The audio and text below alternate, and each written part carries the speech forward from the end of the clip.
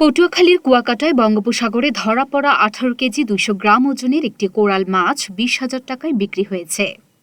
আজ শুক্রবার সকালে কুয়াকাটা মৎস্য মার্কেটে বিক্রির জন্য নিয়ে এলে মাছটি কিনে নেন ব্যবসায়ী খলিল খান। এ সময় মাছটি এক নজর দেখতে ভিড় জমায় উৎসুক জনতা। এর আগে ভোরে বঙ্গোপসাগরের বলেশ্বর নদীর সাগর মোহনায় জালাল মাছি নামে এক জেলের জালে মাছটি ধরা পড়ে।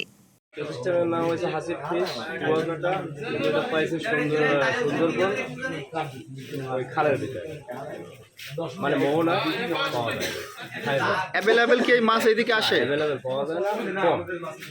কয় টাকা দরে বিক্রি করবেন বা ক্রয় করেছেন? আমি 11 টাকা করে বিক্রি করি। কত কেজি আছে মাছে? 18 কেজি আছে।